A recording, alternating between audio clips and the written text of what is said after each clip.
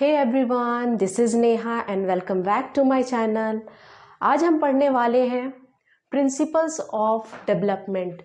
ये टॉपिक जो है ये one of the most important topic है डेवलपमेंट का। ठीक है, ग्रोथ एंड डेवलपमेंट का बहुत इंपॉर्टेंट टॉपिक है।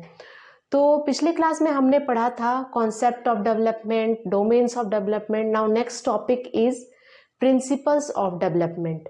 इस टॉपिक से आप इसको ध्यान से पढ़ना। इस टॉपिक से हर बार सीटेट में क्वेश्चन आते हैं, टीचिंग एग्जाम में क्वेश्चन आते हैं।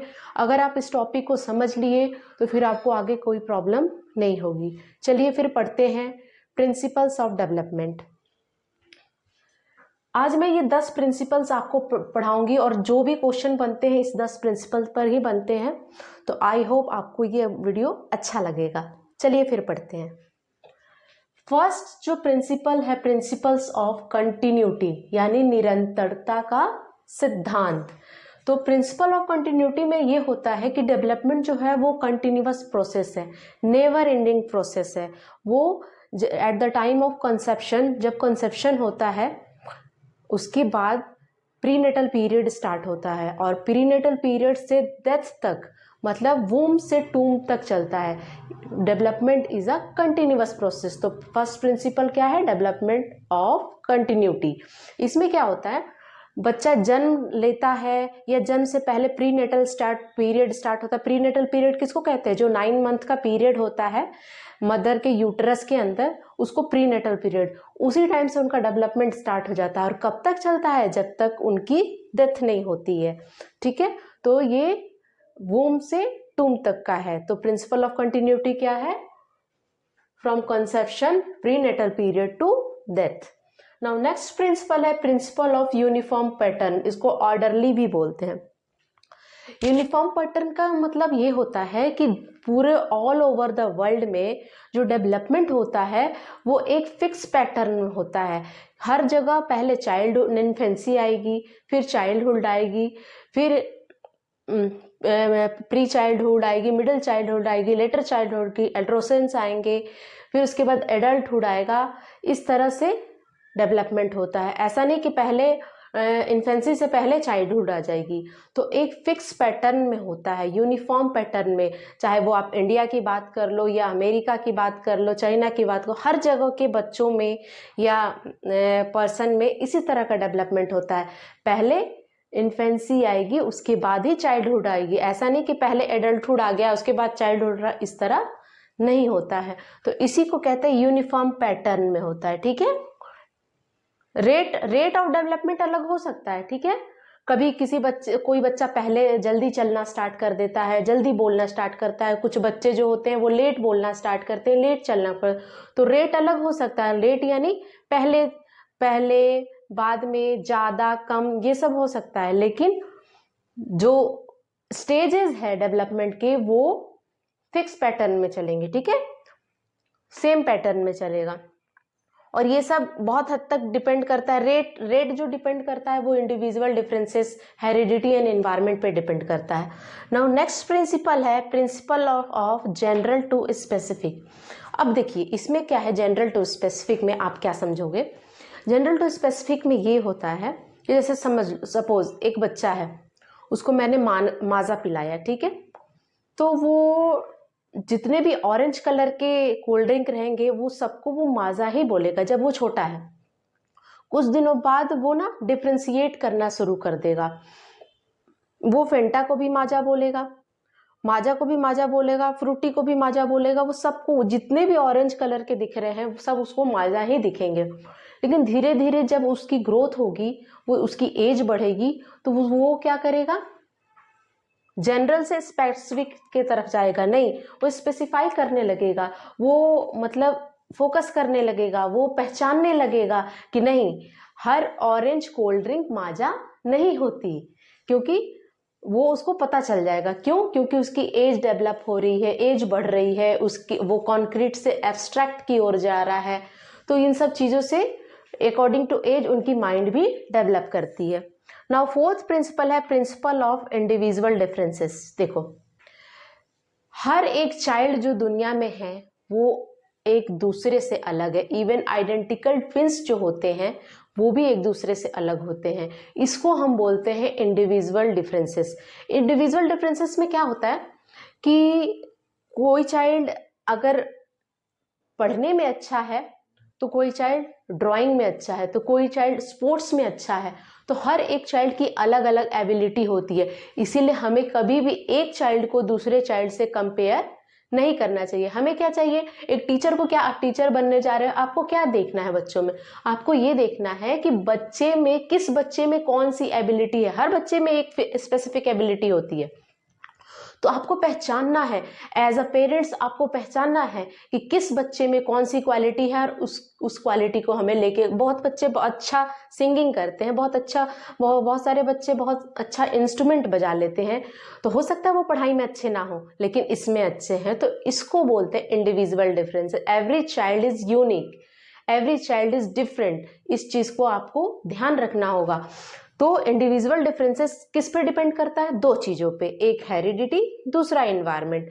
हेरिडिटी से भी एक बच्चा यूनिक कैसे होता है, उसके माँ बाप से जो उसके कैरेक्टर आते हैं और किस तरह का उसको एनवायरनमेंट मिला है, उससे बच्चे एक दूसरे से अलग होते हैं। उसको बोलते हैं प्रिंसिपल्स ऑफ इंडिविजुअल डिफरेंस, व्यक्तिगत भिन्नता भी कहते हैं इसको, या मतभेद भी बोल सकते हैं, ठीक है। नाउ नेक्स्ट प्रिंसिपल है हमारा प्रिंसिपल ऑफ डायरेक्शन। ये बहुत इंपॉर्टेंट है, इससे तो एक क्वेश्चन आना ही आना है। प्रिंसिपल ऑफ डायरेक्शन क्या होता है, दो तरह के डायरेक्शन होते हैं। एक डायरेक्शन होता है सेफेलोकॉर्डल और दूसरा होता है प्रॉक्सिमल डिस्टल। सेफेलोकॉर्डल का मतलब होता है डायरेक्ट, क्या होगा, टॉप से बॉटम, टॉप से बॉटम जाएगा, ठीक है, यानी हेड से टो, ये होता है ऊपर से नीचे। प्रिंसिपल ऑफ डायरेक्शन में जो पहला है सेफेलोकॉर्डल, ये टॉप से बॉटम, ऊपर से नीचे इसका डायरेक्शन रहता है। पहले हमारा सर डेवलप होगा, फिर आर्म्स डेवलप होंगे, फिर हमारा लेग डेवलप होगा, यानी हमारा पहले माइंड पर, ब्रेन पर कंट्रोल होगा, उसके बाद हमारे आर्म्स पर, देन हमारे लेग पर। तो ये होता है सेफेलोकॉर्डल, सर से पांव तक, ऊपर से नीचे, क्या होगा, सेफेलोकॉर्डल। दूसरा है प्रॉक्सिमल डिस्टेंस, ये होता है अंदर से बाहर, सेंटर टू पेरिफेरी। कोई पहले देखो, पहले आपका क्या होता है, सेंटर से बाहर पहले जो बिग मसल होते हैं वो डेवलप करेंगे, उसके बाद स्मॉल मसल डेवलप होंगे, उसके बाद आपके फिंगर पे कंट्रोल होगा। ये आएगा प्रॉक्सिमल डिस्टेंस, अंदर से बाहर। पहले आपके ऑर्गन डेवलप होंगे, अंदर इंटरनल ऑर्गन है ना, वो सब डेवलप होंगे, उसके बाद आपका बाहर का डेवलप होगा, इसको बोलते हैं प्रॉक्सिमल डायरेक्शन। तो प्रिंसिपल ऑफ डायरेक्शन में हमने दो पढ़ा, एक सेफेलोकॉर्डल और दूसरा प्रॉक्सिमल डिस्टेंस। ये क्या होगा, centre to periphery, centre to periphery, ठीक है। अब हम पढ़ेंगे 6 types of principle of predictability, उम्मीद के मुताबिक। प्रिडिक्टेबिलिटी का मतलब क्या होता है, उम्मीद के मुताबिक। देखो इसमें क्या होगा कि हमें पता है कि जो डेवलपमेंट होता है यूनिफॉर्म पैटर्न में होता है, हमें पता है, प्रिडिक्ट कर सकते हैं कि नहीं पहले इन्फेंसी आएगा तभी चाइल्डहुड आएगा, ठीक है, ये हम समझ सकते हैं। तो ये प्रिडिक्ट है ना कि नहीं ये इस तरह का होगा, दूसरा सीक्वेंस में होगा, एक के बाद दूसरा आएगा, दूसरे के बाद तीसरा आएगा।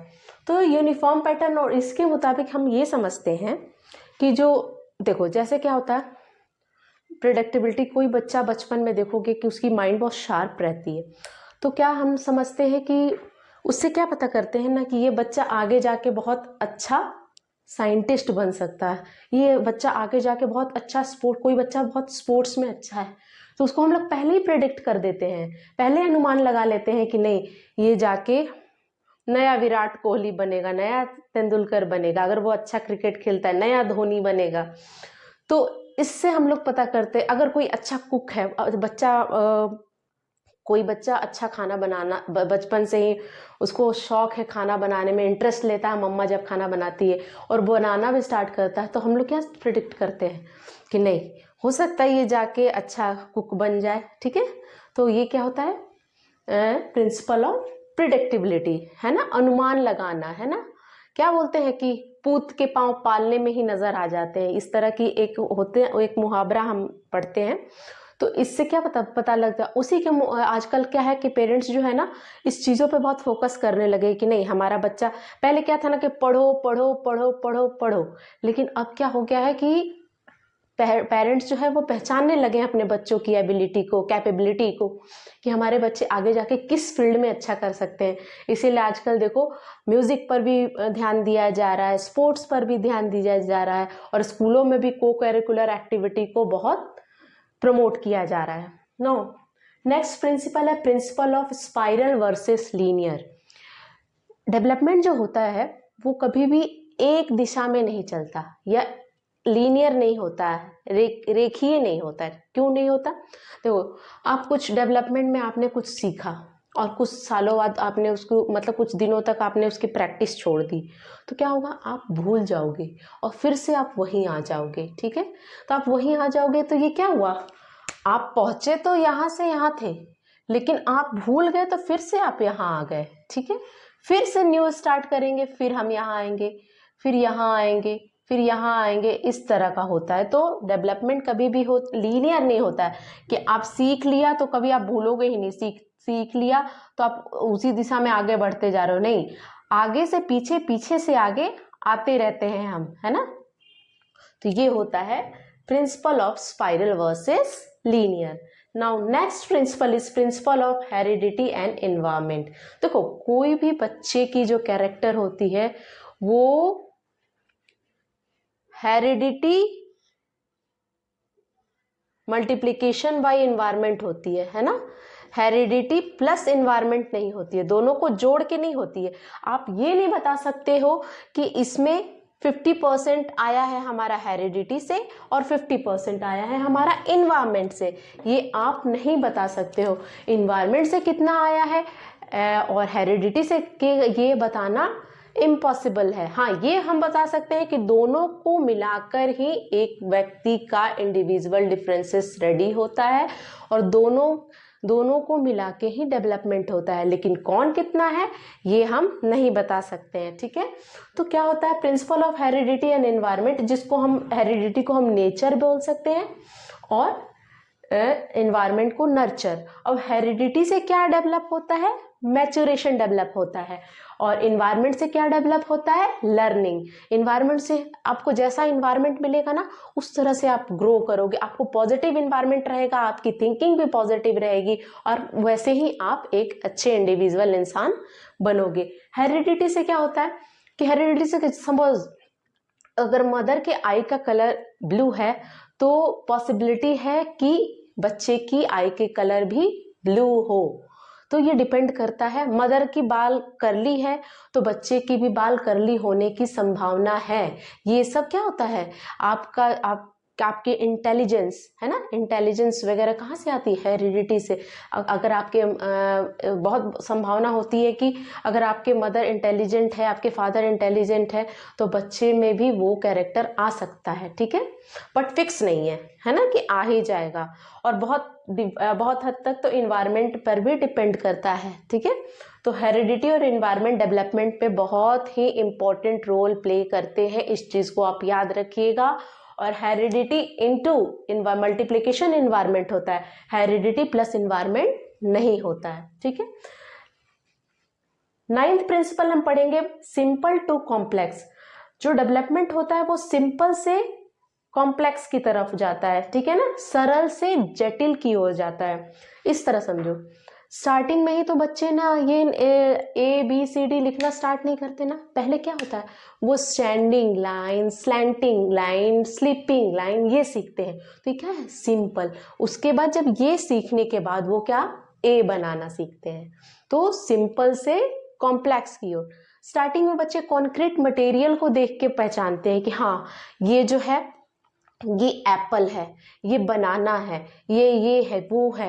ये क्वेश्चन भी सॉल्व कराते हैं तो पहले उनके सामने जो क्वेश्चन रखा जाता है उसमें सब कुछ बताया रहता है। आपको इमेजिनेशन पावर पहले डेवलप नहीं होती है, पहले बच्चे कॉन्क्रीट यानी मूर्त से अमूर्त की ओर जाते हैं।